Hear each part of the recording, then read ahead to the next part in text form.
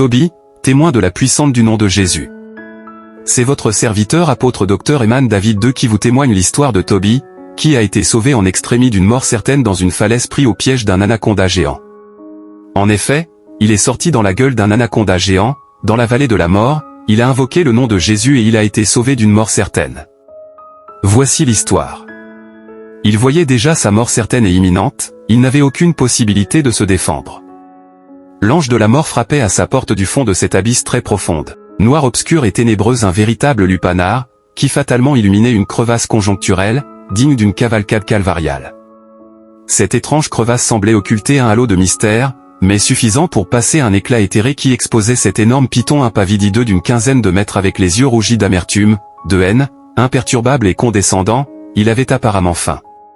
Fier de sa force et du repas succulent qu'il s'offre dans ce gouffre placide. Il avançait insidieusement pour surprendre sa proie totalement apeurée et éreintée, sa gueule entr'ouverte. Il laissait passer sa langue perfide fourchue en villégiature dans cet environnement lugubre et dantesque indiqué pour mieux localiser sa proie. Tobie, désemparé, frémissait jusque dans ses entrailles sans aucun espoir de s'en sortir des étreintes de la mort.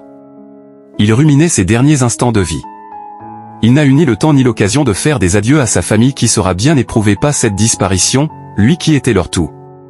Sa mort était inévitable, à la lumière de l'assurance que dégageait le prédateur, qui ne cachait plus son envie de dévorer rapidement sa proie.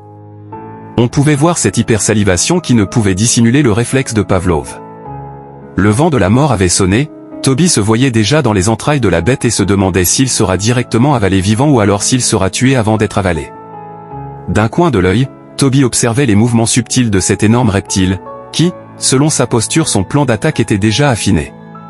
Et dans ce silence sépulcral et candide, devait se faire un spectacle infernal, la dégustation sans témoin, de cet être humain sans force et sans recours.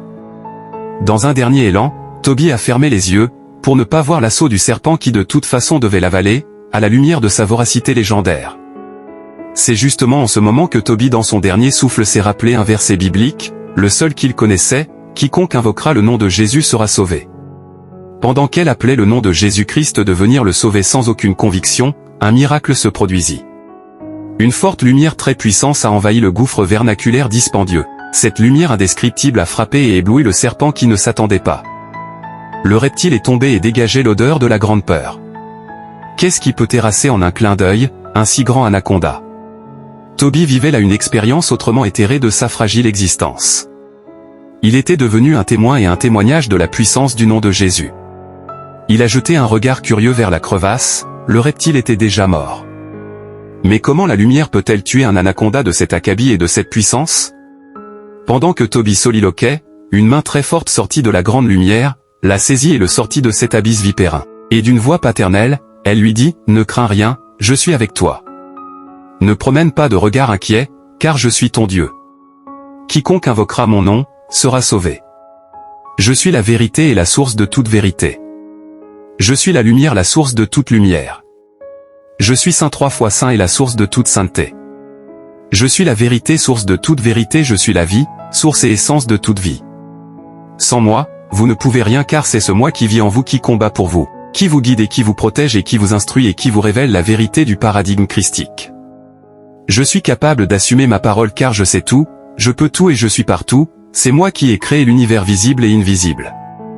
Quiconque invoque mon nom, soumet l'ennemi car, mon nom a été élevé tel que à toute évocation de mon nom, tout genou fléchit et toute langue confesse que je suis Seigneur.